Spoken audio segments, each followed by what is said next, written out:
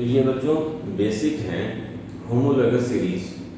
इस बार ये 12th में नोट करने के लिए तो नहीं आएगा, ना क्वेश्चन आएगा होमोलोगस सीरीज का, मगर ये हमें पता होना चाहिए। 11th में हम लोगों ने इसे पढ़ा था, कंपटीशन में भी ज़रूरत पड़ती है, तो बगैर इसके आगे की बातें करना थोड़ा मीनिंगलेस है, तो इसलिए इसको जानना ज़रूरी है। कुछ बेसिक टर्म्स को ये डायरेक्टली क्वेश्चन तो नहीं आएगा, मगर इनके अगर ये नहीं जानते हैं तो बहुत सारी चीज़ें हम और नहीं समझ पाएंगे, इसलिए इसको समझना और जानना ज़रूरी है। तो क्या है बच्चों होमोलोगस सीरीज? होमोलोगस सीरीज का मतलब है अगर कंपाउंड्स, तो पहले पढ़ के बता दें, शायद देखना ना हो। If compounds of same functional group are arranged in increasing order of molecular weight, a series is formed known as homologous series. अगर कुछ कंपाउंड्स जिनके फंक्शनल ग्रुप सेम होते हैं उनको एक रेगुलर इंक्रीजिंग ऑर्डर में अरेंज किया जाए, तब उससे एक सीरीज बनती है और उस सीरीज का नाम है होमोलोगस सीरीज। और अभी हम लोग शायद कल या परसों होमोलोगस सीरीज एल्केन की, एल्कीन की, एल्काइन की पढ़ेंगे। ऐसे हर चैप्टर की, चाहे वो एल्डिहाइड हो, कीटोन हो, अल्कोहल हो, एस्टर हो, हर किसी की होमोलोगस सीरीज होती है। मतलब वो एक जनरल फार्मूला जिससे कि पूरे ही ग्रुप को रिप्रेजेंट किया जाता है, उसे हम कहते हैं होमोलोगस सीरीज। ठीक, फिर बच्चों यहाँ पर ये बात आई कि टू एडजेसेंट मेंबर, अगर लगातार दो मेंबर की बात करी जाए तो उनके बीच जो गैप होता है, डिफरेंस होता है, वो CH2 का होता है। जैसे एक है CH4, सबसे छोटा एल्केन मीथेन, इसका नेक्स्ट एल्केन जो आएगा C2H6 आएगा, फिर उसका नेक्स्ट C3H8 आएगा। तो हर कहीं एक एक C बढ़ाना है, यानी कि पहला मीथेन कहा तो तीसरा वाला, दूसरा वाला ब्यूटेन बोल दिया, फिर तीसरा वाला हेक्सेन बोल दिया। ऐसा नहीं, अगर पहला 1 कार्बन का है तो नेक्स्ट वाला सेकंड 2 कार्बन का होगा, नेक्स्ट वाला 3 कार्बन का होगा, नेक्स्ट वाला 4 कार्बन का होगा। इस तरह से कार्बन का नंबर एक एक करके इंक्रीज करेंगे। हाइड्रोजन उनकी वैलेंसी के हिसाब से इंक्रीज होगा, मगर कार्बन में हर बार एक ही इंक्रीमेंट करेंगे। ठीक, तो इस तरह से दो एडजेसेंट मेंबर कोई भी हो, उनके बीच में डिफरेंस आएगा CH2 का, और ये बात हम लोग देखेंगे शायद कल या परसों तक वहाँ पहुँच जाए। यह मॉलिक्यूलर वेट 14, कार्बन का 12 होता है, हाइड्रोजन का 2 होता है, तो मॉलिक्यूलर वेट 14 आ गया। फिर एक पॉइंट और है, they have general method of preparation. ऐसा हम लोग क्यों करते हैं कि हम एक जनरल फार्मूला इसलिए बनाया है कि पूरी होमोलोगस सीरीज की प्रिपरेशन का मेथड ऑलमोस्ट सेम होता है, लगभग सेम होता है। कभी कभार ये बात इसमें डिफरेंस होती है इसमें कोई, तो हम लोग उसको अलग से पढ़ते हैं कि ये तो इससे बना लिया जाएगा, मगर दूसरा वाला से नहीं बनाया जा सकता है। तो जनरल प्रॉपर्टीज जो है प्रिपरेशन या उनकी केमिकल प्रॉपर्टीज ऑलमोस्ट जनरल हो जाती है, लगभग सबकी सेम। फिर उसके बाद तो they have general method of preparation almost same, और केमिकल प्रॉपर्टीज भी इनकी सेम होती हैं, and regular change in physical properties. और फिजिकल प्रॉपर्टी में एक रेगुलर चेंज पाया जाता है। जैसे अगर उनका बॉइलिंग पॉइंट है तो रेगुलरली इंक्रीज हो रहा है, जैसे जैसे एटॉमिक मास इनका इंक्रीज हो रहा है, मॉलिक्यूलर मास, उस तरह से इनका बॉइलिंग पॉइंट इंक्रीज या डिक्रीज हो रहा है। तो इस तरह से हमें ये थोड़ा सा इजी हो जाता है पढ़ना, इसलिए हम इस सीरीज को कहते हैं होमोलोगस सीरीज। ये हर चैप्टर में एक सीरीज आएगी, तो उसको हम लोग पढ़ेंगे। अभी बस इंट्रोडक्शन कर लिया है, तो चलो अच्छा एक बता देते हैं, एक एग्जाम्पल के लिए बता दें, इन पॉइंट्स को हटा दें। देखो हम लोगों का फर्स्ट चैप्टर है हेलो एल्केन।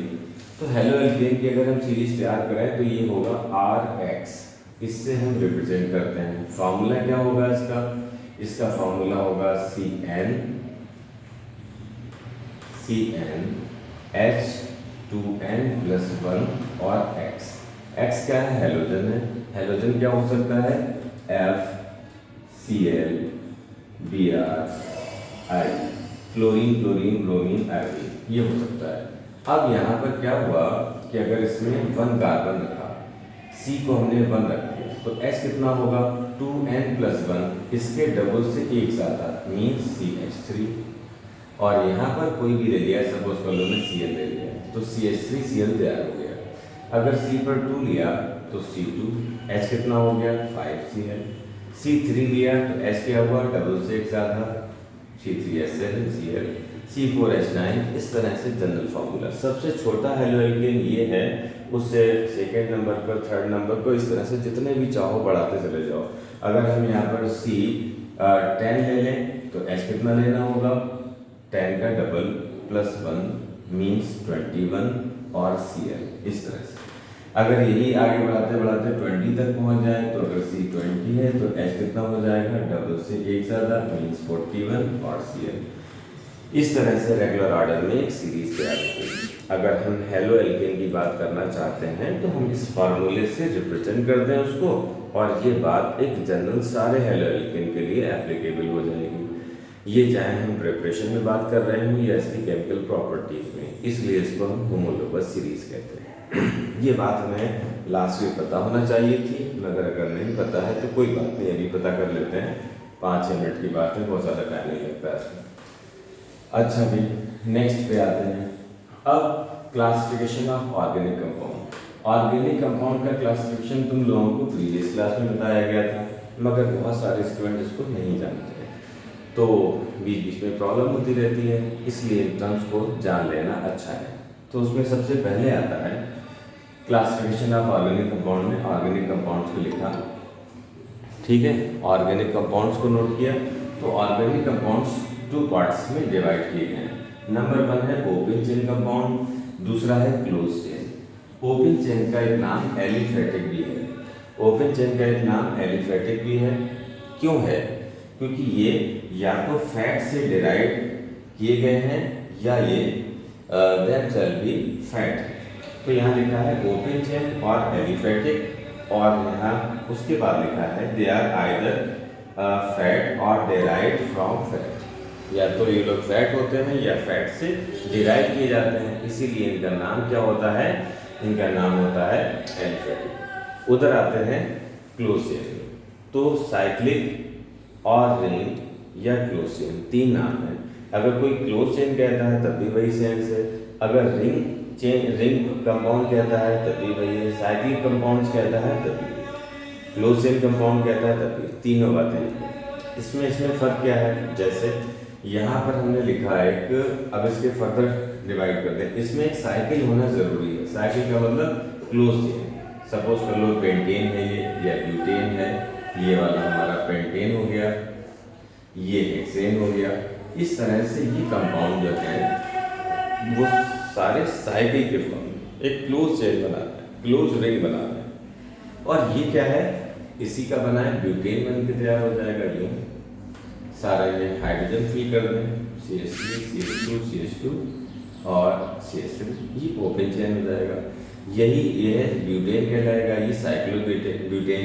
ऐसे ही यहाँ पर एक और बढ़ा दिया जाए तो ये पेंटेन हो जाएगा, ये साइक्लोपेंटेन है। तो ये ओपन चेन और क्लोज चेन की कैटेगरी हो गई। क्लोज चेन में यहाँ पर डिफरेंट एटम भी हो सकते थे। अब इसको फर्दर 2 पार्ट में और डिवाइड किया गया। 2 पार्ट में, होमोसाइक्लिक, हेट्रोसाइक्लिक, क्लोज चेन। तो चेन 2 तरह से मिलकर बनी हो सकती है, ठीक। चेन 2 तरह से मिलकर बनी हो सकती है, होमोसाइक्लिक और हेट्रोसाइक्लिक। होमोसाइक्लिक का मतलब सारे ही एटम इसमें सेम होंगे, मींस कार्बन ही होंगे।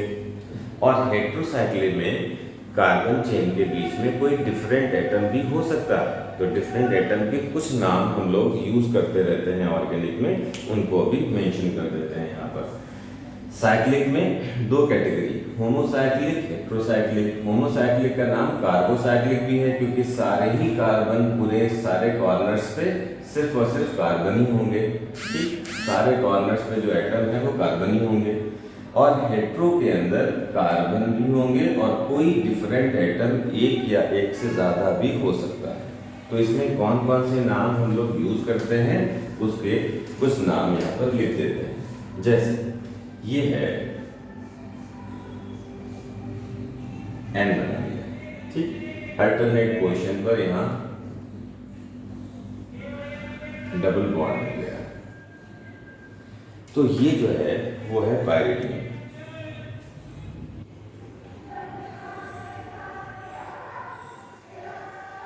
ये है पायरिडीन, ठीक है। रिडीन भी कहते हैं, पायरिडीन भी कहते हैं। अच्छा, ये एक बेस है, इसके पास लोन पेयर है, लोन पेयर डोनेट कर सकता है, तो ये बेस है। दूसरा है फ्यूरॉन। ये यहाँ पर कार्बन की जगह ऑक्सीजन, जैसे ये नाइट्रोजन जो है थोड़ा और ऊपर दिखा दें, ये नाइट्रोजन एटम है, ये इसकी 3 वैलेंसी पूरी हो रही है, बाकी सारे 1 2 3 4 5 कार्बन है, ये ऑक्सीजन है, बाकी सब कार्बन है, यहाँ डबल बॉन्ड, यहाँ डबल बॉन्ड, इसका नाम है बच्चों पाइलॉन। ये हम आज पढ़ेंगे ऑर्गेनिक के लास्ट चैप्टर में आ जाएगा, ठीक। फ्यूरॉन,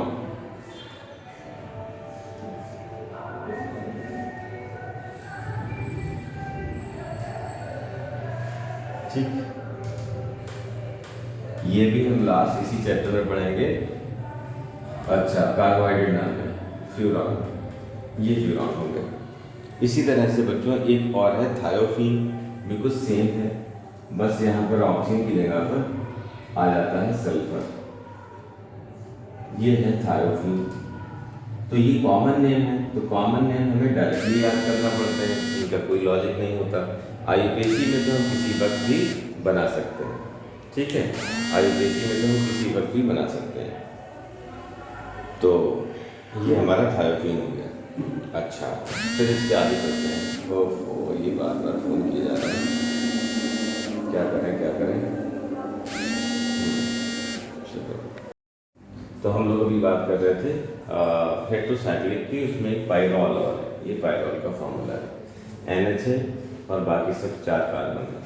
फिर इसके बाद बच्चों हम लोगों ने देखा कि होमोसाइक्लिक या हेट्रोसाइक्लिक। होमोसाइक्लिक का मतलब हुआ कि जिसमें सिर्फ पूरी क्लोज रिंग के अंदर कार्बन ही होना चाहिए, कोई डिफरेंट एटम नहीं होगा। हेट्रोसाइक्लिक में उसके अलावा भी कोई डिफरेंट एटम एक या एक से ज़्यादा भी हो सकता था।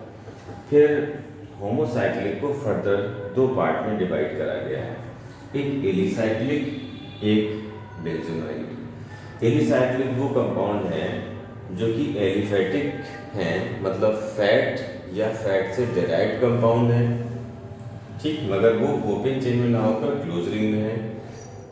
और बेंजोनाइट वो हो गए जिसमें कम से कम एक बेंजीन रिंग होना जरूरी है, वो बेंजोनाइट कंपाउंड होगा। तो बेंजोनाइट कैसे होते हैं इसकी शक्ल दिखा दे तुम्हें, जैसे ये है बेंजीन फिट सेल्फ है,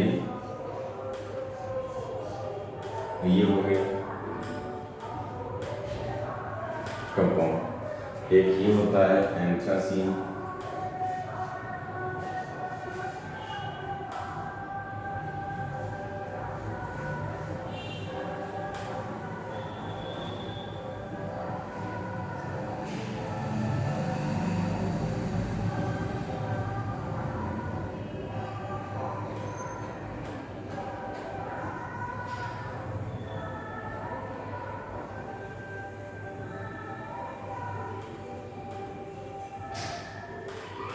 ये है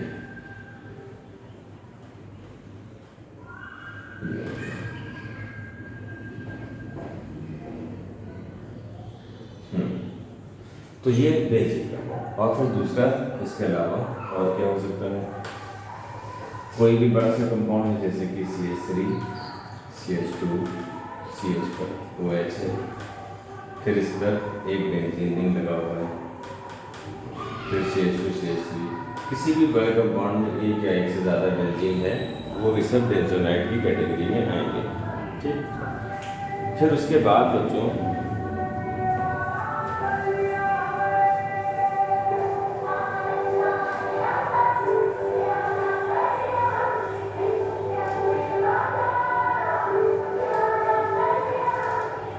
अनब्रांच कंपाउंड,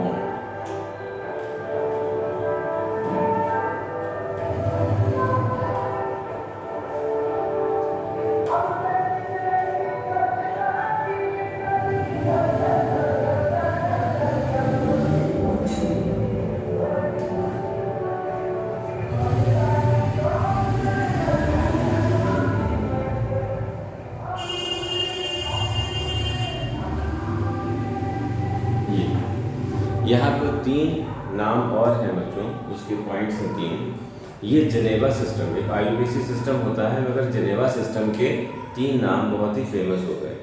एक होता है नॉर्मल, एक होता है आइसो, एक होता है न्यू, ये 3 नाम होते हैं। तो उसमें नॉर्मल किसे कहते हैं, जैसे इसी को हमने कहा नॉर्मल ब्यूटेन, अब ये ब्यूटेन वगैरह क्या है ये तो हम लोग कल से सीखना शुरू करेंगे, मगर फिलहाल 3 टर्म बता देते हैं। ये अनब्रांच चेन है, तो ये ब्यूटेन है। कैसे है क्यों है कल देखेंगे, मगर चूंकि अनब्रांच है इसलिए इसके आगे एन लिख देते हैं। तो n normal butane, n butane का मतलब नॉर्मल ब्यूटेन। नॉर्मल का मतलब है जो भी कंपाउंड है उसमें कोई ब्रांचिंग नहीं है, सीधी स्ट्रेट चेन है। उसको बनना चाहे ऐसे दिया जाए टेढ़ा कर, मगर वो अनब्रांच चेन ही होगी। ये मीन्स स्ट्रेट ना बनाकर ऐसा भी कर दें तब भी नॉर्मल नहीं आएगा। न्यू तो सेकंड पढ़ते हैं बच्चों। Unbranch compound is called normal और रिप्रेजेंट किया जाता है स्मॉल एन से। फिर दूसरा compound containing one branch of methyl on second carbon is called new. तो अगर इस तरह से कोई कंपाउंड है जिसके सेकंड कार्बन पे एक मिथाइल ग्रुप पाया जा रहा है तो इसमें हम लोग यूज करते हैं, सॉरी इसमें गलत हो गया, इसे हम कहते हैं आइसो। ठीक है, इसे कहते हैं आइसो। तो सेकंड कार्बन पे मिथाइल ग्रुप है तो उसका नाम है आइसो। तो इसे लिखेंगे आइसो और 1 2 3 4 5 टोटल कार्बन बोले जाते हैं आइसो पेंटेन। तो आइसो पेंटेन हो गया। अगर यहीं पर एक CH3 और बढ़ा दिया जाए तो आइसो हेक्सेन हो गया, एक और बढ़ा दें तो आइसो हेप्टेन हो गया। इस तरह से आइसो का मतलब है कि सेकंड कार्बन पर एक मिथाइल ग्रुप का पाया जाना। इसी तरह से थर्ड पॉइंट है compound containing 2 branches of methyl on second carbon is called new. अब यहाँ पे अगर देखें 1 2 3 4, इधर से तो नंबरिंग नहीं करेंगे, दूर पड़ रहा है, यहाँ से 1 2 3 4 5 ये नंबर। तो सेकंड कार्बन पर 2 मिथाइल ग्रुप पाए जा रहे हैं तो इसको हम लोग नियो कहते हैं, नियो। ठीक, तो नियो के बाद क्या हुआ 1 2 3 4 5 6 7 7 है तो इसे क्या कहेंगे हेप्टेन, नियो हेप्टेन कहेंगे। इसी तरह से अगर तुमसे कह दिया जाए कि आइसोपेंटेन का स्ट्रक्चर बताओ, चलो आइसोहेक्सेन ले लेते हैं, आइसोहेक्सेन का स्ट्रक्चर। तो हम लोग यहाँ पर हेक्स है तो एक कम कार्बन की चेन बनाएंगे, कितने की 5 कार्बन की, 5 कार्बन हो गए। और इसमें आइसो है इसलिए सेकंड कार्बन पे मिथाइल ग्रुप दे देंगे, बाकी वैलेंसी हाइड्रोजन से पूरी कर देंगे। यहाँ पर 3 हाइड्रोजन आएंगे, यहाँ 3 वैलेंसी पूरी हो गई, 1 आएगा, यहाँ 2 पूरी हो गई, 2 हाइड्रोजन आएंगे, यहाँ पे 2 पूरी हो गई, 2 आएंगे, यहाँ पर 3 आएंगे। इस तरह से कंपाउंड तैयार हो जाएगा। अगर वो कहते हैं न्यू हेक्सेन तो न्यू हेक्सेन में हम एक इधर से मिथाइल ग्रुप कम करके और एक मिथाइल ग्रुप यहाँ पर लगा देंगे, ये हमारा न्यू हेक्सेन हो गया क्योंकि सेकंड कार्बन पे 2 मिथाइल ग्रुप आ गए। ये जेनेवा सिस्टम है, उससे ये 2-3 नाम बहुत ज़्यादा फेमस हो गए। जेनेवा सिस्टम एक इस तरह का है जैसे ओके, हम लोग कहते हैं ओके। ओके एक जो है अमेरिका के विलेज एरिया से एक वर्ड बहुत ज़्यादा पॉपुलर हो गया। वो कहते थे इसे ऑल करेक्ट, ऑल करेक्ट की फुल फॉर्म कहते थे। तो वो लोग ऑल को ए से ना लिखकर ओ से बोलते थे, ऑल करेक्ट को सी से ना कह के ए से कहते थे, मगर इतना ज़्यादा ये फेमस हो गया कि सारे लोग इसको यूज़ करते थे। इसी तरह से जेनेवा सिस्टम में ये 3 नाम आ जाते हैं, आइसो, नियो या नॉर्मल। तो ये तीनों नाम IUPAC स्टार्ट होने से पहले बताया गया क्योंकि हमारी नेक्स्ट हेडिंग जो होगी वो IUPAC होगी। तो अब हम IUPAC के अंदर चल रहे हैं, मगर ये 3 टर्म जो हैं हम लोगों ने देख लिए, ये भी कभी भी फ्रीक्वेंटली यूज़ कर लिए जाते हैं। ठीक,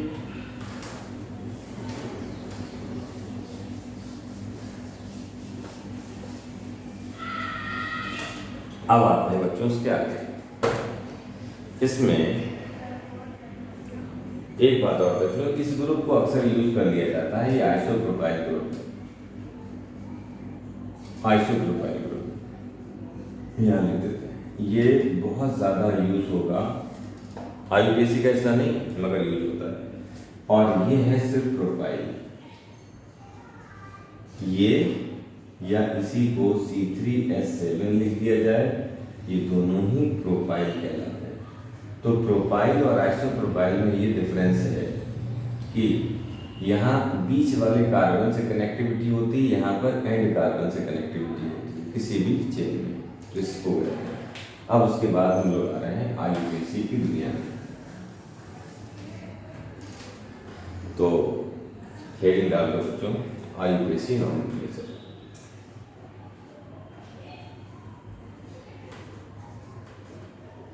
तो तो IUPAC nomenclature, international union of pure and applied chemistry, ये फुल फॉर्म। अब इसके अंदर सबसे पहली चीज़ क्या सीखना है? सबसे पहले ये सीखना है कि एक IUPAC के स्टैंडर्ड नेम में कितने पार्ट होते हैं, वो सारे पार्ट हमें सीखना है। तो उसमें सबसे पहले आ रहा है प्रीफिक्स। तो पहले कुछ लिख लेते हैं यहाँ पर चारों पार्ट, फिर इसको डिस्कस करते हैं। तो फर्स्ट हेडिंग इसमें लिख लो number 1 prefix.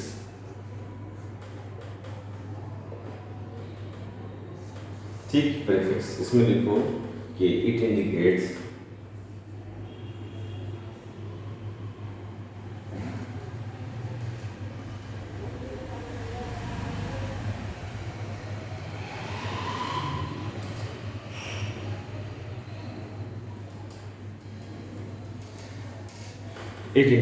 side chain or branches of compound।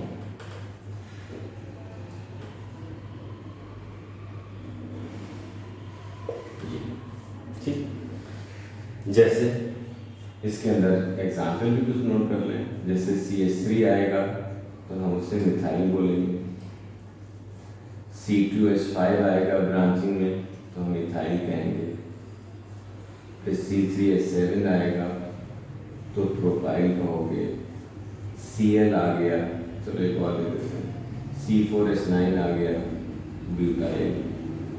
ऐसे ही पेंटाइल, हेक्साइल, हेप्टाइल, ये सब अभी सीखने वाले हैं कैसे नाम दिया जाता है, मगर ये सब प्रीफिक्स में आते हैं। और Cl अगर आ गया तो क्लोरो यूज़ करेंगे, Br आ गया ब्रोमो यूज़ करेंगे, और F आ गया फ्लोरो यूज़ करेंगे, I आ गया I2 यूज़ करेंगे।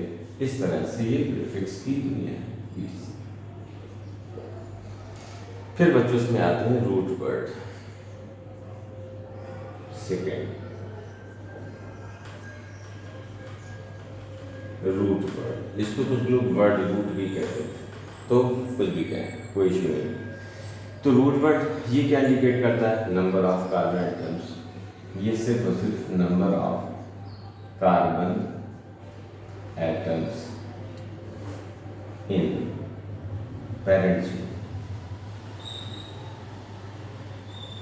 पेरेंट चेन या मेन चेन कहलाती है। तो इसके अंदर वो कितने कार्बन है उसको रूट वर्ड से रिप्रेजेंट किया जाता है। तीसरा आ रहा है बच्चों इसमें प्राइमरी सफिक्स। प्राइमरी सफिक्स ये क्या है? प्राइमरी सफिक्स ये है, इट इंडिकेट्स सैचुरेशन और अनसैचुरेशन।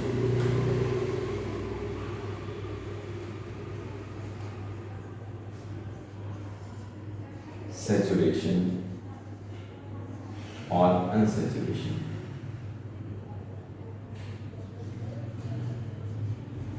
ये सैचुरेशन या अनसैचुरेशन को बताता है। अच्छा, कैसे?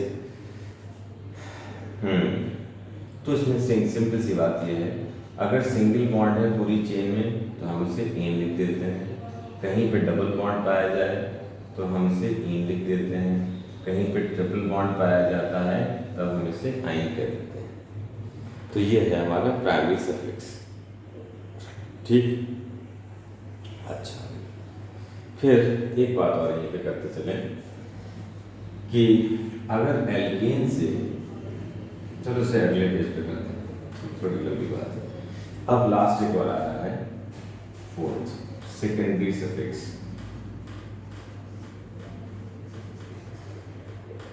सेकेंडरी सफिक्स, सेकेंडरी सफिक्स में क्या है? It indicates the family of compound या फंक्शनल ग्रुप।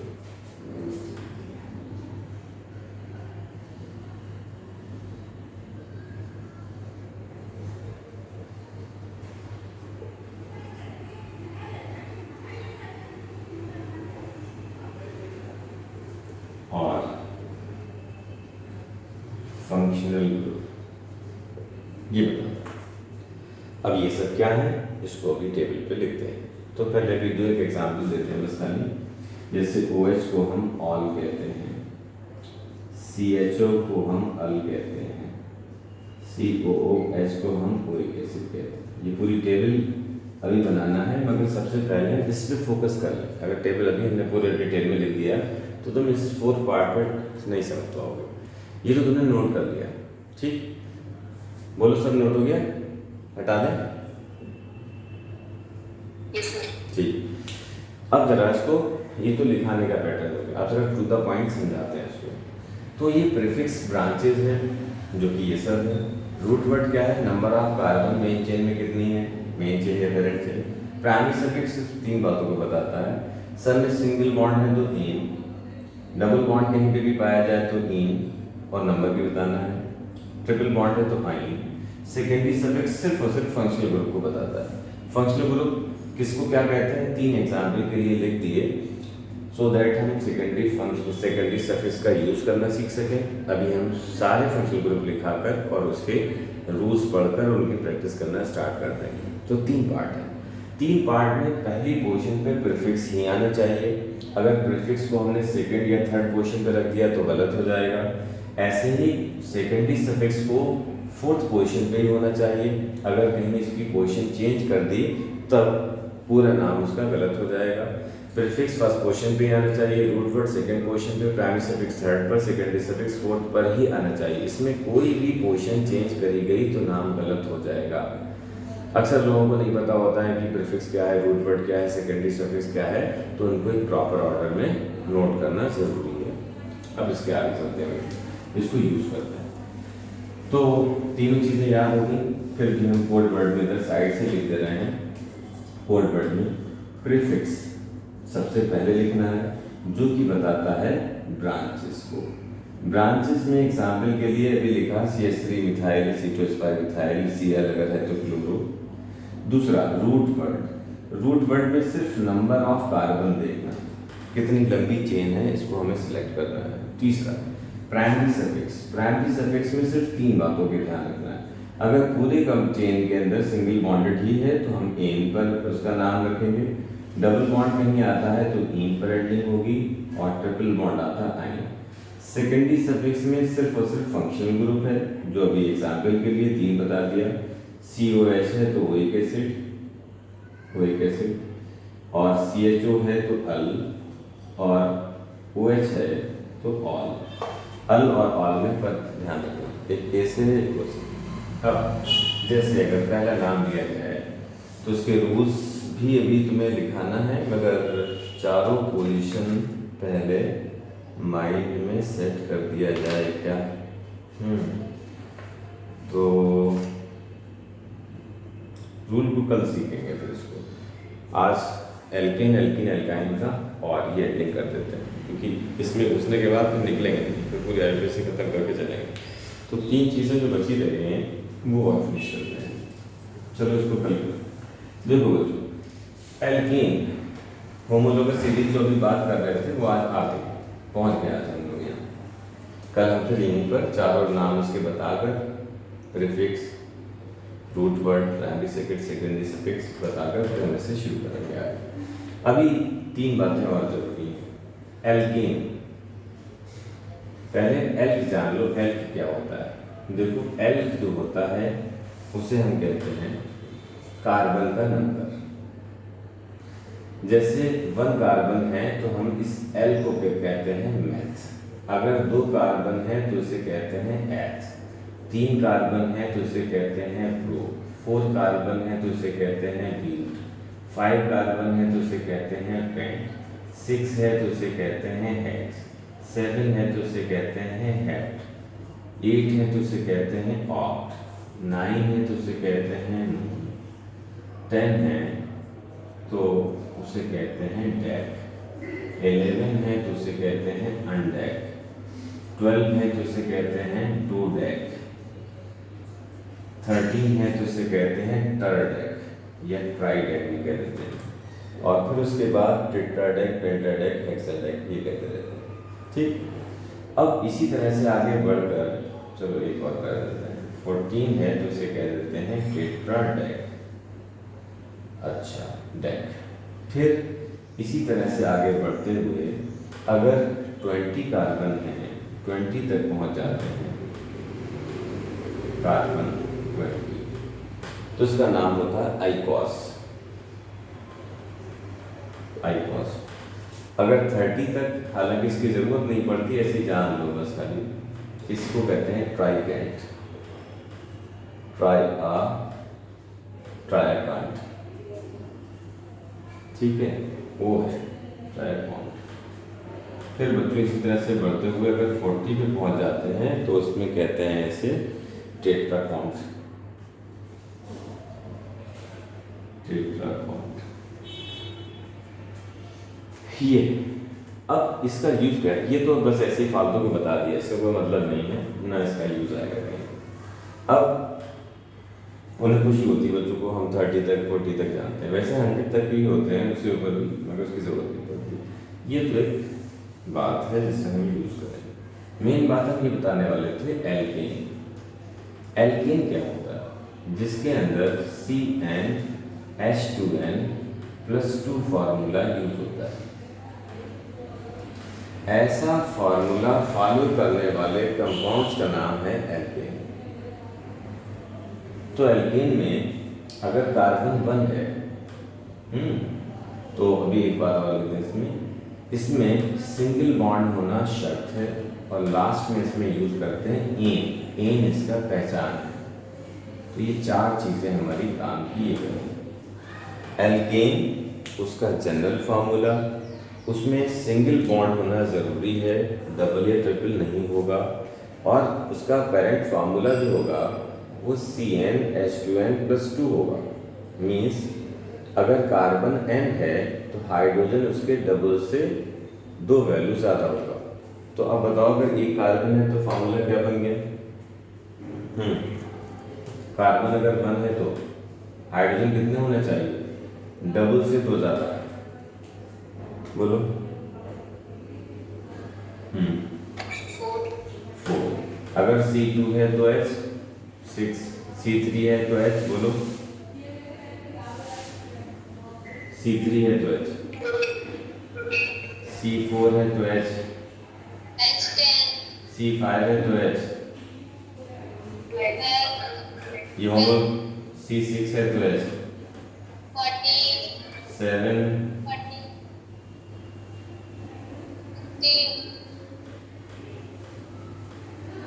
8,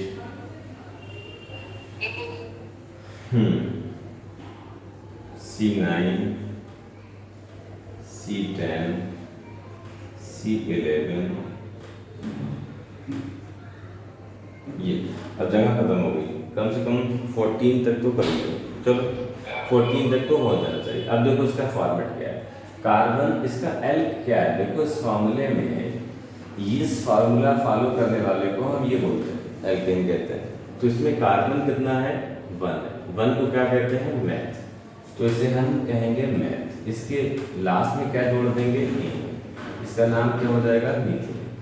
यहाँ पे कार्बन कितने हैं? 2 हैं। 2 को हम कहते हैं एथ। और ऐसा फार्मूला फॉलो करने वाले का नाम एन होता है, इथेन। ऐसे को हम 3, 2, एन। 4 है ब्यूट और एन।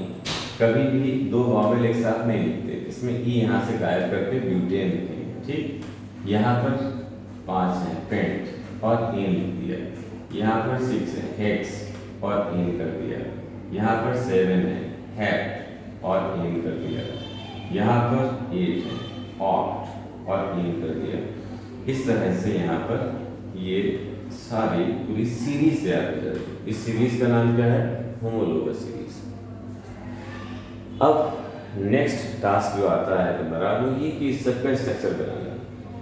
कार्बन की वैलेंसी 4 होती है, फुलफिल करेंगे सिंगल बॉन्ड से, डबल से, ट्रिपल से, मगर यहाँ तो इस वाले में सब सिंगल से चलेगा।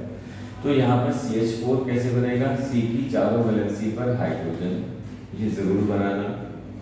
यहाँ पर C2H6 है, 2 कार्बन के बीच में सिंगल बॉन्ड, बाकी इस पे हाइड्रोजन कितने होंगे?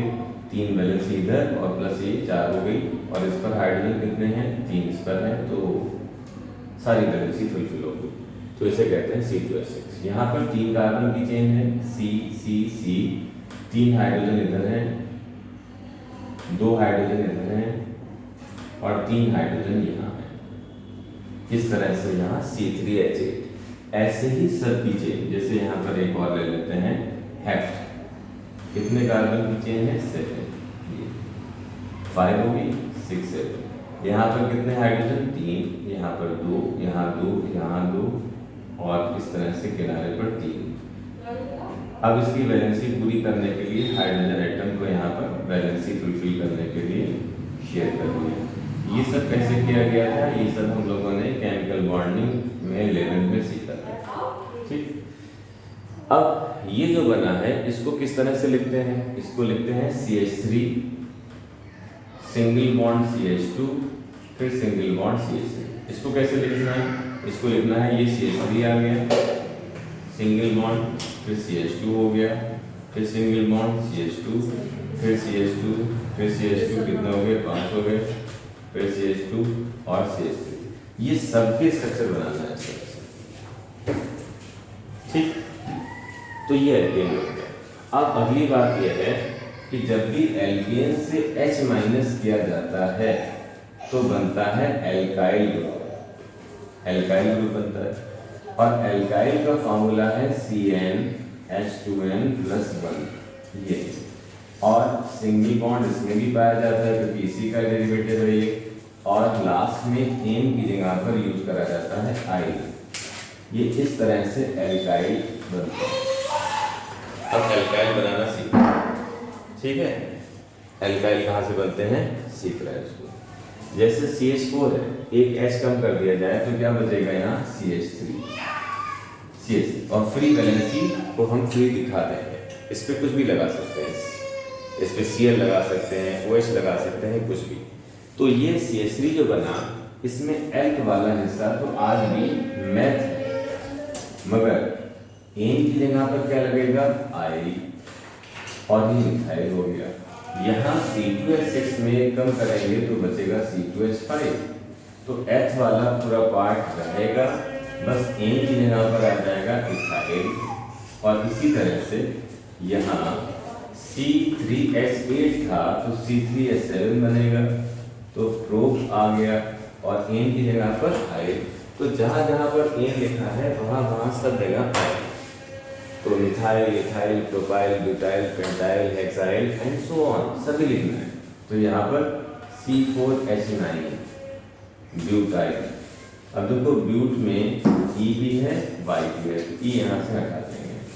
फिर C5H9 तो पेंट हुआ, इन की जगह पे क्या लगा दिया? आइल, पेंटाइल ग्रुप हो गया। इस तरह से बच्चों इसमें पूरी एक सीरीज तैयार करना है। तो एक सीरीज तो ये हुई और एल्कीन एल्काइन उसको भी आगे फिनिश करना है। कल से हम लोग रूल्स की बात करेंगे।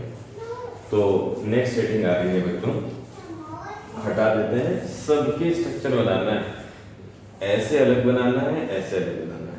अगर तुमने ये बना लिए तो आगे की चीज़ें इजी हो जाएंगी, और अगर इसको छोड़ के गए तो आगे दिक्कत होने लगेगी। अभी नहीं, अभी जब क्लास ओवर हो जाए उसके बाद कर लेना तुम लोग।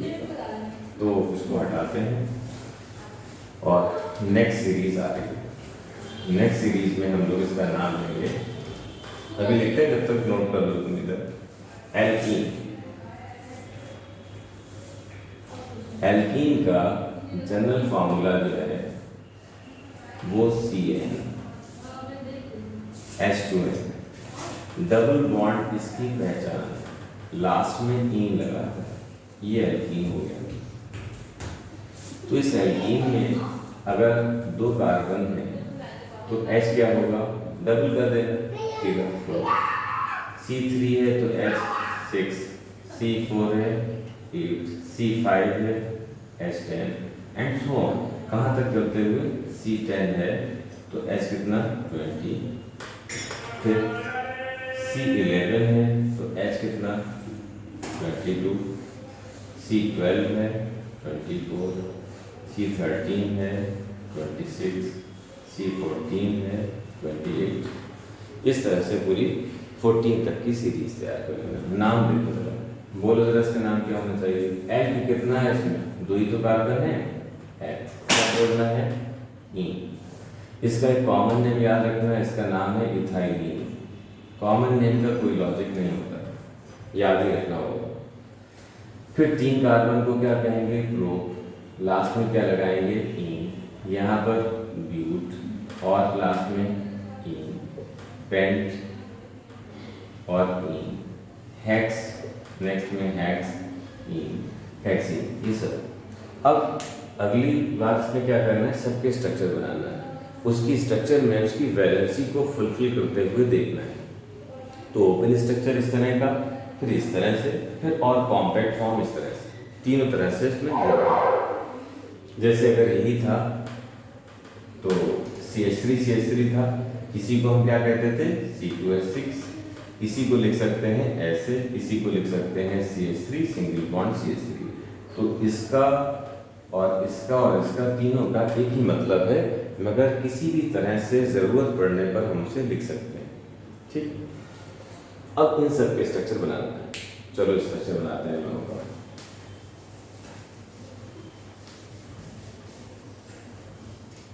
हाँ देखो, 2 कार्बन की चेन बनाई, CC और डबल बॉन्ड लगा दिए। अभी इस कार्बन की कितनी वैलेंसी फ्री है, 2, HH आ गई, यहाँ पर भी HH, यहाँ 3 कार्बन की चेन बनाना है। ठीक, अब पहले इसको लिख देते हैं एक बार। अब इसको और इसी करके लिखें तो इस तरह से हम लोग फ्रीक्वेंटली यूज करते हैं ऑर्गेनिक में, CH2 डबल बॉन्ड CH2। यहाँ 3 कार्बन की चेन है, ठीक है, डबल बॉन्ड दे दिया। यहाँ पर कितनी वैलेंसी पूरी है, 2, हाइड्रोजन कितने आएंगे, रिमेनिंग 2 वैलेंसी हाइड्रोजन से फुलफिल की जाएंगी। यहाँ पर हाइड्रोजन, यहाँ पर 1 वैलेंसी फुलफिल हो चुकी है, 3 रिमेनिंग है और उसको हाइड्रोजन से फुलफिल कर देंगे। तो यहाँ क्या बचा, CH2 double bond CH single bond CH3, इस तरह से लिखें। ठीक है, ये क्या है, प्रोटीन है जिसको हम C3H6 कहते हैं। तो ये या इस तरह से C3H6 तीनों एक ही बात है और हर स्ट्रक्चर उसको इस तरह से बनाओगे। ठीक, अच्छा, अब नेक्स्ट बात करते हैं कि एल्कीन से जब एक H माइनस किया जाता है तब बनता है एल्केनाइल ग्रुप। एल्केनाइल फॉर्मूला क्या बनता है, CnH2n -1, डबल बॉन्ड होना कंपलसरी है और ये ग्रुप कहलाता है एनाइल ग्रुप। ठीक, एनाइल ग्रुप है। अब एनाइल ग्रुप में अगर C2H4 से बनाया जाए पहला कंपाउंड तो इससे एक H कम कर देंगे तो यहाँ पर C2H3 और फ्री वैलेंसी होगी। तो H तो वही रहेगा, बस इन की जगह पर क्या आ जाएगा, एनाइल। तो इस पार्ट को क्या कहेंगे, एथेनाइल। अब इससे अगर बनाएं तो C3 है और H5 क्या बना, प्रोप में क्या ऐड करा गया, एनाइल। ऐसे ही C4 है, H7 है तो ब्यूट में क्या ऐड करा गया, एनाइल, ब्यूटेनाइल। इसी तरह से पेंटेनाइल, हेक्सेनाइल, हेप्टेनाइल सब बनाना है और स्ट्रक्चर भी बना के देखना है। भाई इसी में से H को हमने फ्री छोड़ दिया, ये बन गया एथेनाइल। इस वाले से एक H को हमने यहाँ से रिमूव कर दिया, उसकी जगह पे हम Cl, OH, CHO कुछ भी लगा सकते हैं, जो भी ग्रुप लगाना चाहेंगे। तो ये इसी से एक वैलेंसी फ्री करके बचा हुआ हिस्सा है। ऐसे ही एक नाम और होता है, ये सारे बनाना, जितने ये बनाओगे उतने सबसे एक एक H कम करके दिखाना है, फ्री वैलेंसी भी शो करना है और सबके नाम भी नोट करना है। अब लास्ट आता है एल्काइन। तो एल्काइन को भी फिनिश कर देते हैं। देखो एल्काइन में जनरल फॉर्मूला CnH2n -2। तो एल्काइन CnH2n -2, ट्रिपल बॉन्ड इसकी पहचान है और लास्ट में आता है आयन। ठीक, मीन्स ये कहना चाहते हैं कि एल्काइन ये फार्मूला वाला है, इस फार्मूले को फॉलो करने वाला कोई भी हाइड्रोकार्बन एल्काइन कहलाता है। उसमें ट्रिपल बॉन्ड होना जरूरी है, अपने आप ही आएगा अगर ये फार्मूला फॉलो करता है, और उसको एल्काइन कहते हैं। उसका सब्सक्रिप्ट जो लास्ट में लिखते हैं आयन होता है, उसकी पहचान। तो डबल या ट्रिपल बॉन्ड की शुरुआत करने के लिए कम से कम 2 कार्बन चाहिए, इसीलिए इसका फर्स्ट मेंबर जो है वो 2 कार्बन से स्टार्ट होता है। डबल बॉन्ड में भी 2 कार्बन से शुरू हुआ था, जबकि एल्केन में 1 कार्बन से स्टार्ट हो गया था। तो यहाँ पर जब हमने लिखा इसे कि 2 कार्बन, तो जहाँ डबल से 2 कम है, C2 है तो H कितना होगा, 2 का डबल 4, 2 कम करो C2H2, फिर 3 है, डबल का 6, 2 कम करा 4, इस तरह से C4 H6 C5 H8 and so on. C14 अगर है तो H क्या आएगा 26, ये आ जाएगा। अब इसका नाम देखें, 2 कार्बन है, 2 को हम एथ कहते हैं, बाद में हमें क्या लगाना है आइन, मिथाइन हो गया। इसका एक कॉमन नेम भी है, याद रखेंगे, एसिटाइलिन या एस्टिलीन भी कुछ लोग कहते हैं, जो जाओ हो, ये कॉमन नेम, इसका कोई लॉजिक नहीं, से याद रखना है। फिर 3 कार्बन है, प्रोप है, इसमें जोड़ना है क्या आइन। फिर 4 कार्बन है, ब्यूट, क्या ऐड करना है आइन। फिर 5 कार्बन है, ट्विंट, क्या जोड़ना है आइन। फिर हेक्स आइन, हेप्टाइन, ऑक्टाइन, नोनाइन, डेकाइन, अनडेकाइन, डोडेकाइन, ट्राइडेकाइन और टेट्राडेकाइन। इस तरह से स्ट्रक्चर बनाए, 2 कार्बन बनाए और बीच में ट्रिपल बॉन्ड दे दिया। अभी कितनी वैलेंसी रिमेनिंग है, एक इधर पर वैलेंसी थी बची हुई हाइड्रोजन, एक इस कार्बन की वैलेंसी है रिमेनिंग, एच से फुलफिल कर दी। अब कार्बन की चारों वैलेंसी पूरी हो चुकी है। इसको हम किस तरह से लिखते हैं, CH ट्रिपल बॉन्ड CH, ये लिखते हैं, या इसको C2H2 भी कह सकते हैं। ये तीनों ही नाम एक ही इंफॉर्मेशन देते हैं। 3 कार्बन की चेन बनाए, CCC 3 कार्बन की चेन हो गई, ट्रिपल बॉन्ड एक जगह पर आ गया, वैलेंसी फुलफिल करने के लिए एक हाइड्रोजन, यहाँ पर चारों वैलेंसी फुलफिल हो चुकी है इसकी 1 2 3 4, यहाँ पर इस कार्बन की एक वैलेंसी फुलफिल हो गई और अभी 3 वैलेंसी रिमेनिंग है, वो हाइड्रोजन से फुलफिल करेंगे। और इसको स्ट्रेट चेन में लिखेंगे तो CH triple bond C single bond CH3, ये प्रोपाइन बन गया। इस तरह से पूरी सीरीज कंप्लीट करना है 14 तक। फिर जब एल्काइन से एक H कम करते हैं तो बनता है एल्काइनाइल, ये एल्काइनाइल बन गया। जनरल फॉर्मूला CnH2n -3 हो गया। ट्रिपल बॉन्ड होना कंपल्सरी है और इसको कहते हैं हम लोग को आइनाइल ग्रुप। अभी पिछली बार देखा था एनाइल ग्रुप, ये कौन है एनाइल, आइनाइल ग्रुप।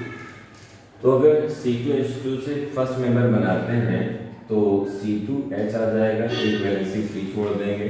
H पार्ट अभी भी 2 कार्बन है, H तो रहेगा ही, बस आइन की जगह पर क्या आ जाएगा आइनाइल। C3H4 होता था, अब C3H3 होगा, 3 कार्बन है, प्रोप आना है। इस फार्मूला फॉलो करने की वजह से इसे आइनाइल लिखना है। इसी तरह से C4H6 था, अभी H कम हो जाएगा 5, इसे क्या कहेंगे ब्यूट, इसमें क्या ऐड करेंगे आइनाइल, ठीक है, इसमें E को हटा देंगे ब्यूटाइनाइल, फिर पेंटाइनाइल, हेक्साइनाइल, हेप्टाइनाइल एंड सो ऑन। इस तरह से पूरे इसके भी नाम कंप्लीट करना है। इसके आगे के स्ट्रक्चर हम लोग देखेंगे।